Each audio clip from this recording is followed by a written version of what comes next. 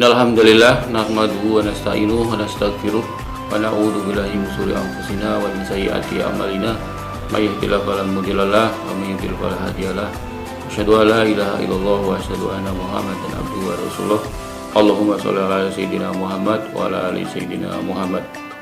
Kama barakta ala sayyidina Ibrahim wa ala ali sayyidina Ibrahim wa barik ala sayyidina Muhammad wa ala ali sayyidina Muhammad fil alamin innaka Hamidum Majid.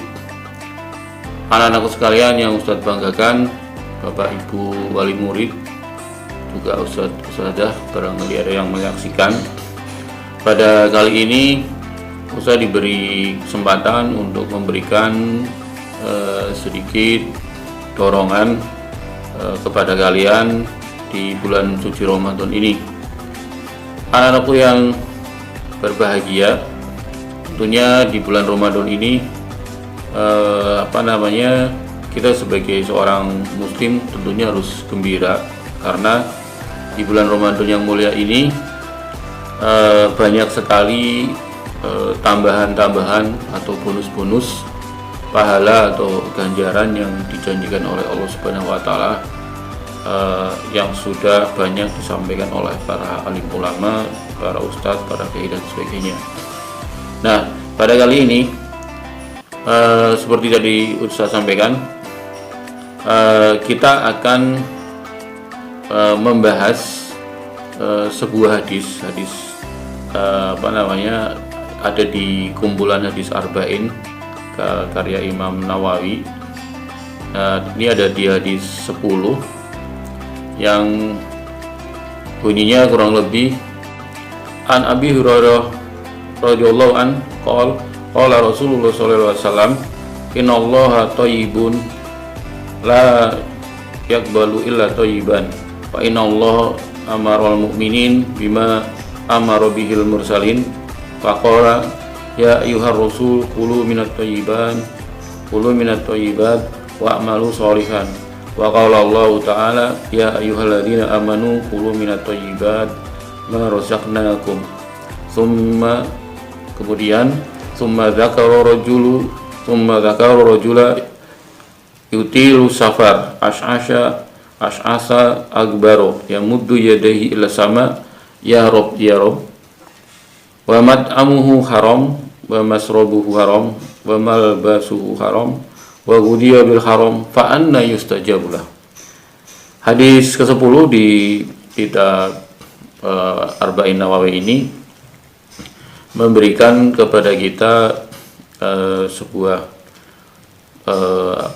pegangan betapa pentingnya kita dalam beribadah ini memperhatikan tentang makanan kita.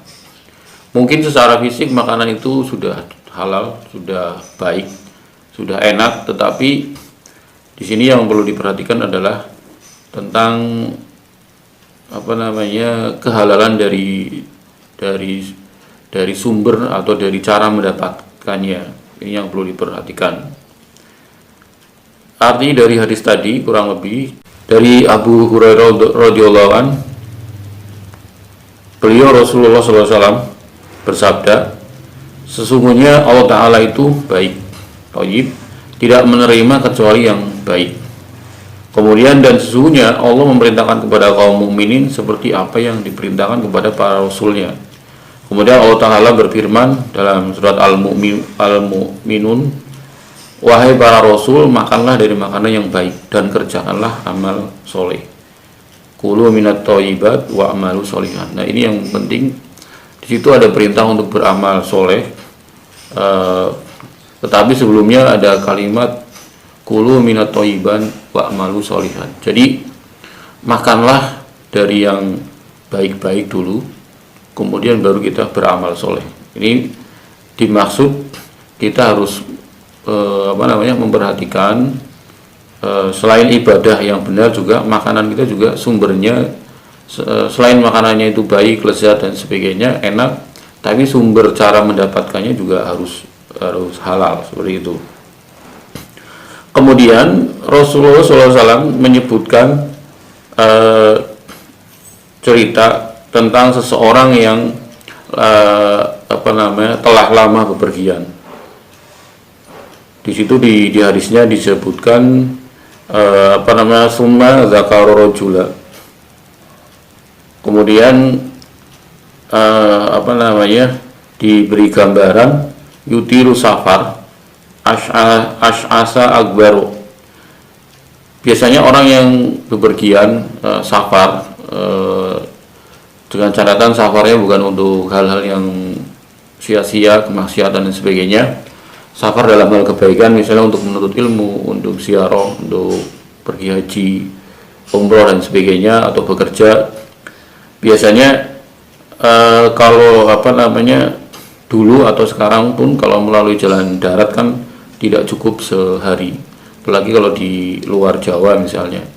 Kalau di Jawa mungkin sekarang ada tol, mungkin bisa cepat, tapi kalau di luar Jawa, Kalimantan, Sulawesi, apalagi Papua, harus melewati jalan darat, mungkin jarak tempuhnya bisa berhari-hari. Nah, biasanya orang yang bepergian dalam waktu lebih dari sehari itu biasanya kan kondisinya tidak rapi lah.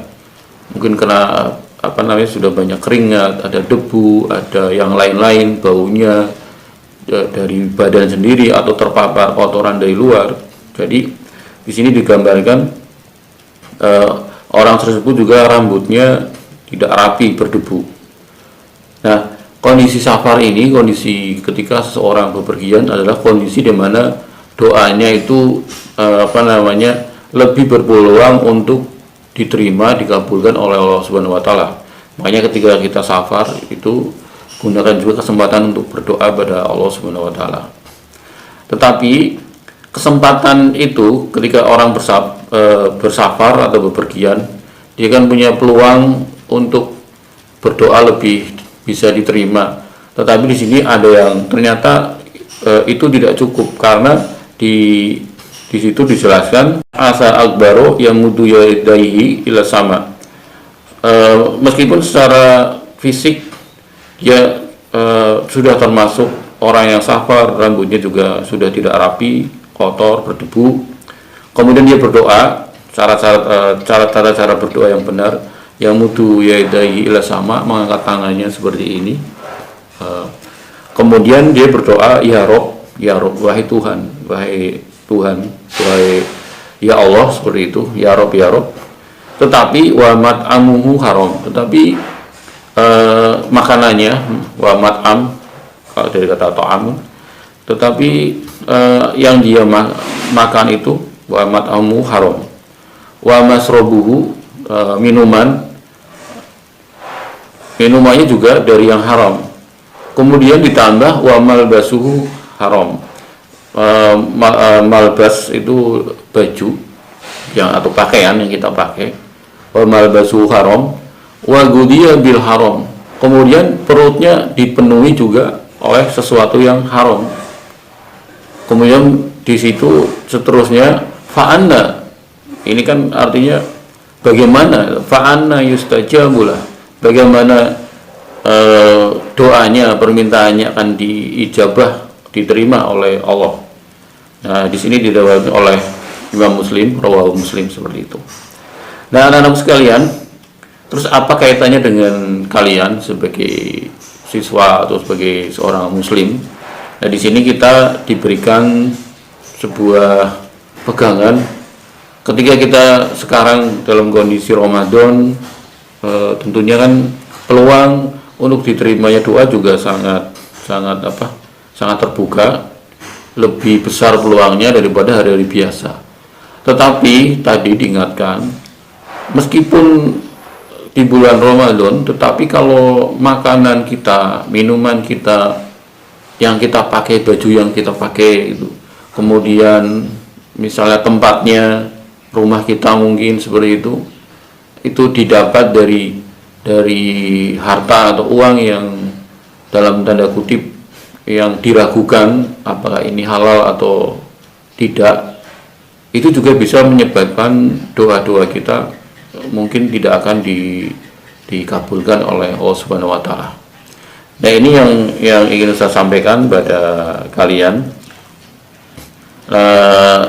Ada sebuah kisah seorang alim dan seorang abid. Seorang alim itu seorang yang berilmu dan abid ahli ibadah. Beliau namanya Ibrahim bin Adham. Setelah beliau melakukan ibadah haji, Ibrahim bin Adham ini, beliau ini seorang ulama tabi'in ya. Kemudian berniat ziarah ke Masjidil Aqsa di Palestina. Kemudian untuk bekal di perjalanan, beliau mampir membeli 1 kilogram kurma dari pedagang di dekat Masjidil Haram. Nah, kalau dari Masjidil Haram dari Mekah ke Masjidil Aqsa kan jaraknya lumayan, 1000 km lebih. Kalau dari Mekah ke Madinah itu sekitar 500 km dari sini ke Jakarta. Kalau dari Mekah dari Madinah ke Masjidil Aqsa di Palestina jauh lagi. Tabuk terus masih ke utara sana. Nah, kemudian setelah kurma ditimbang dan dibungkus, Ibrahim ini melihat sebutir kurma tergeletak di dekat timbangan. Beliau menyangka kurma itu mungkin ini tadi kurma yang sudah ditimbang kemudian jatuh tercecer gitu. Akhirnya oleh beliau dipungut, diambil, bahasa kita mungkin eman-eman gitu, kemudian dimakan. Setelah itu beliau berangkat menuju Al-Aqsa. 4 bulan kemudian Ibrahim ini tiba di Al-Aqsa. Bayangkan 4 bulan dari ke Madinah ke Masjidil Aqsa. Ya jaraknya 1000 km lebih lah. Dari ujung Pulau Jawa, dari Banyuwangi sampai ke Merak sana masih jauh lagi. Nah, 4 bulan ini baru tiba di Al-Aqsa. Kemudian beliau seperti biasa memilih sebuah tempat beribadah di bawah kubah Sakhro, kubah yang hijau itu. Kemudian beliau sholat dan berdoa khusyuk sekali sampai kemudian tertidur. Dalam tidurnya beliau bermimpi tentang percakapan 2 malaikat yang membicarakan tentang dirinya, tentang beliau. Nah, percakapannya kurang lebih demikian. Itu Ibrahim bin Adham, ahli ibadah yang zuhud dan sangat hati-hati, yang doanya selalu dikabulkan oleh Subhanahu wa ta'ala, kata malaikat yang satu. Tapi malaikat yang satu lagi temannya menjawab, tapi sekarang tidak lagi doanya, tidak dikabulkan lagi, ditolak, karena 4 bulan yang lalu saat masih di Masjidil Haram, beliau membeli korma, kemudian mengambil korma yang jatuh, kemudian dimakan. Nah, mendengar cerita tadi dalam mimpinya, Ibrahim itu kaget lalu bangun. Kemudian beliau berpikir, jadi selama 4 bulan ini ibadahnya tidak diterima. Bayangkan, hanya sebutir kurma kecil, ibadahnya nggak diterima. Sholatnya, doanya, dan mungkin amal-amalan yang lainnya tidak diterima oleh Allah Subhanahu wa ta'ala gara-gara hanya sebutir kurma. Astagfirullahaladzim. Beliau beristighfar. Kemudian tidak cukup sampai di situ, kemudian berkemas, memberesi barangnya, kemudian balik lagi ke tempat beliau membeli kurma. Bayangkan perjalanannya 4 bulan. Beliau kembali lagi ke Mekah, ke Masjidil Haram, menemui pedagang yang menjual kurma tadi. Sampai sana 4 bulan kemudian, di tempat yang beliau beli kurma ternyata penjualnya sudah ganti, bukan orang yang pertama dulu beliau beli. Kemudian terjadi obrolan, beliau bertanya pada penjual yang baru. Kata penjual yang baru, oh iya, penjual lama itu adalah bapak saya telah meninggal, nah sekarang saya anaknya sebagai ganti. Kemudian beliau mengucapkan innalillahi wa inna ilaihi raji'un kepada pedagang yang baru, anak dari pedagang yang lama. Kemudian beliau bercerita tentang kisah sebutir korma tadi, bagaimana beliau tidak sengaja mengambil korma kemudian memakannya, dan akibatnya ibadahnya selama itu tidak diterima. Kemudian beliau meminta keridoan atau memohon direlakan korma sebutir tadi. Kemudian sang pemuda atau pedagang yang baru tadi berkata, insya Allah aku halalkan, aku ridho, sudah tidak masalah. Tetapi aku punya 11 orang saudara. Nah, Kalau aku sendiri tidak masalah, tetapi 11 orang saudara saya yang lain, karena mereka juga sama-sama ahli waris, bayangkan sebutir korma, saya tidak tahu kalau mereka menerima atau enggak. Akhirnya Ibrahim bin Adham itu kemudian mendatangi satu persatu, bayangkan 11 orang gara-gara sebutir korma, didatangi satu-satu anak pedagang yang sudah meninggal ini untuk meminta dihalalkan korma sebutir tadi. Karena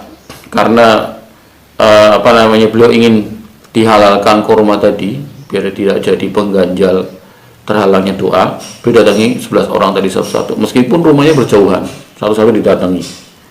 Nah kemudian setelah itu selesai semua, kemudian Ibrahim bin Adham kembali lagi ke Masjidil Aqsa di Palestina, perjalanan 4 bulan lagi. Nah kemudian kembali ke tempat favorit beliau di bawah Kubah As-Sakhra dan tertidur. Kemudian beliau bermimpi lagi, bermimpi tentang dua malaikat tadi. Malaikat yang pertama mengatakan, itulah Ibrahim bin Adham yang doanya tertolak gara-gara makan sebutir kurma milik orang lain. Tetapi kemudian malaikat yang kedua berkatanya sudah beda. Oh tidak, sekarang doanya sudah makbul. Ia telah mendapatkan penghalalan dari ahli waris pemilik kurma. Jadi kurmanya sudah direlakan, sebutir kurma, bayangkan. Nah dari kisah ini kita bisa mengambil pelajaran betapa kita harus hati-hati terhadap makanan yang kita peroleh. Jadi tidak sekedar baik, tidak sekedar mungkin enak, tidak sekedar lezat, mantul, tapi juga kehalalannya juga harus diperhatikan. Karena tadi di hadis yang Ustaz sampaikan, orang yang dalam kondisi safar kemudian dia punya peluang untuk mudah diterima doanya, tapi doanya terhalang, tidak dikabulkan oleh Allah. Karena apa? Mat'amuhu haram, makanannya haram, kemudian wa masrobu haram, atau minumannya haram, wa malbasu haram, atau bajunya, pakaiannya yang dia pakai haram, wa ghudiya bil haram, atau dia mengisi perutnya dengan sesuatu yang haram, sebutir kurma, bayangkan. Nah itulah yang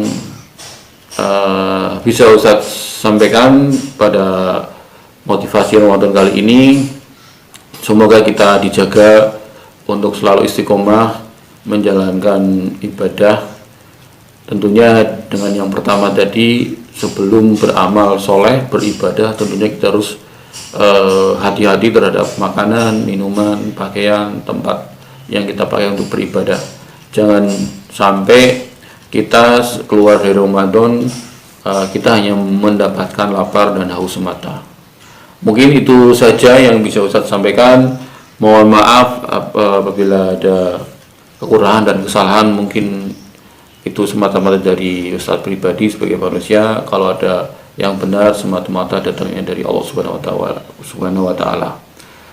Kita akhiri pertemuan kali ini dengan membaca hamdalah dan doa kafaratul majelis. Alhamdulillahirabbil alamin.